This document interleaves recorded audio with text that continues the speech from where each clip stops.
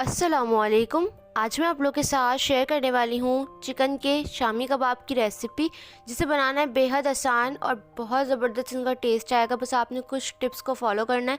मैंने इसके अंदर कुछ टिप्स बताई हैं जिनको फॉलो करके आप बिल्कुल परफेक्ट रेशे वाले कबाब बना सकते हैं। तो वो कैसे बनाएंगे, तो आइए इसको बनाना स्टार्ट करते हैं। उससे पहले अगर आप लोग मेरे चैनल पर नए हैं तो प्लीज़ चैनल को सब्सक्राइब कर दें, ताकि मेरी हर न्यू वीडियो का नोटिफिकेशन आप लोगों को सबसे पहले देखने को मिले। तो वीडियो स्टार्ट करते हैं। सबसे पहले मैंने यहाँ पे 1 कप चने की दाल ली है। दाल का इस्तेमाल थोड़ा कम ही रखिएगा।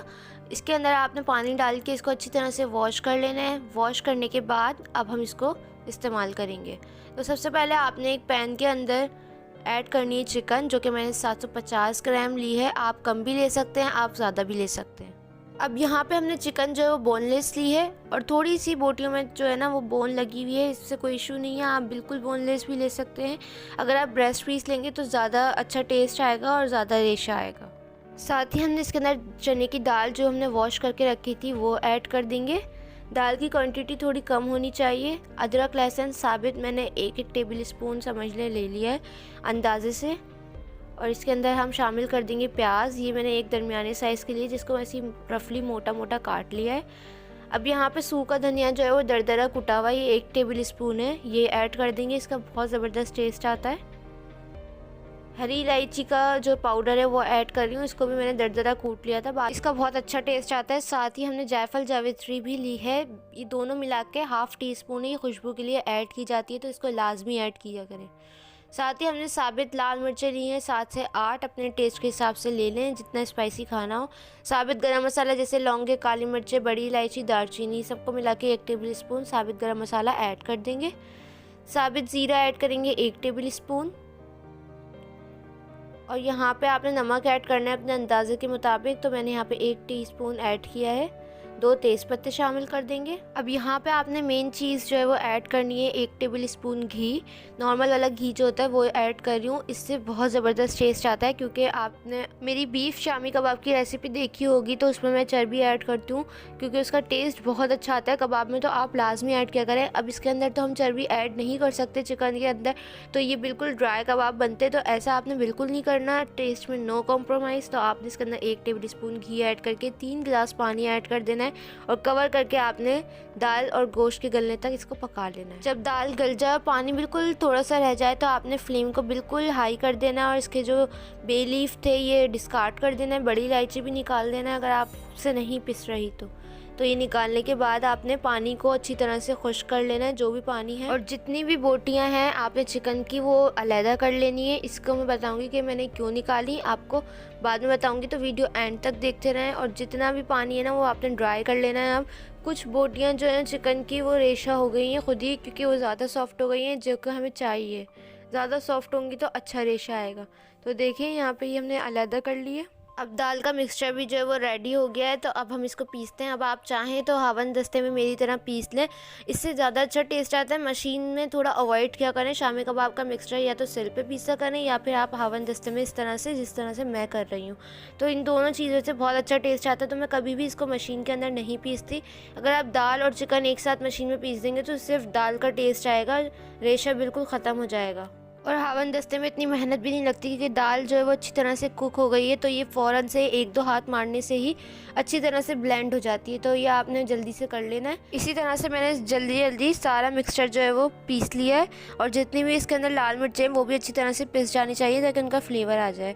अब ये जो हमने चिकन अलहदा की थी, आपने इनको हाथ की मदद से रेशा कर लेना है, या आप चाहें तो हवन दस्ते के अंदर सारी चिकन ऐड करके और इसको 2-3 हाथ मार के फोड़ लें तो ये रेशा हो जाता है। लेकिन हाथ से करने से रेशा ज़्यादा बनता है, ये आप खुद देख सकते हैं। दाल जो है वो अच्छी तरह से हमने कर ली है, सारी दाल हो गई है। और ये जो चिकन हमने दिखाई थी आपको हाथ से रेशा करके, ये भी हो गई है। तो ये आप देख सकते हैं हाथ से रेशा करने में कितना फ़र्क आया और कितनी सारी लग रही है, तो इसका रेशा भी अच्छा आएगा। अब ये सारी चिकन जो है हम दाल के अंदर ऐड कर देंगे।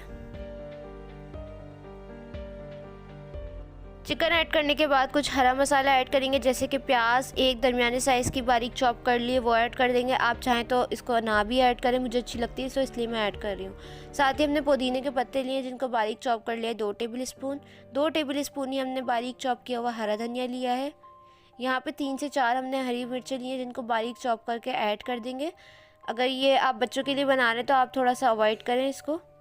अब आपने अच्छी तरह से इसको मिक्स कर लेना है ताकि तमाम चीज़ें जो है वो कंबाइन हो जाएं।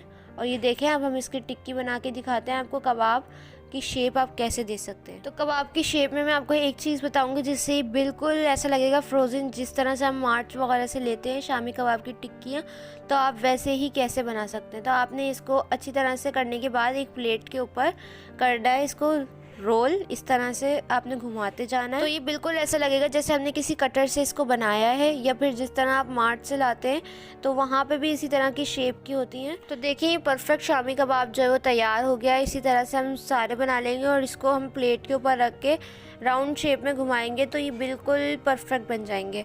अब आपने इनको फ्रीज़ कैसे करना है, आपने इसको किसी ट्रे के ऊपर रख के और इसको फ्रीज़ कर देना है। जैसे ही बिल्कुल जम जाए तो आपने इनको निकाल के और जिप लॉक बैग के अंदर डाल के इसको रख देना है। आप इसको 1 से 1.5 महीने तक इस्तेमाल कर सकते हैं, ये बिल्कुल भी ख़राब नहीं होंगे। आप किसी भी शॉपर के अंदर करके भी इसको रख सकते हैं। अब मैंने यहाँ पे इसको अंडे की कोटिंग के साथ फ्राई कर लेना है, थोड़े कम ऑयल के अंदर।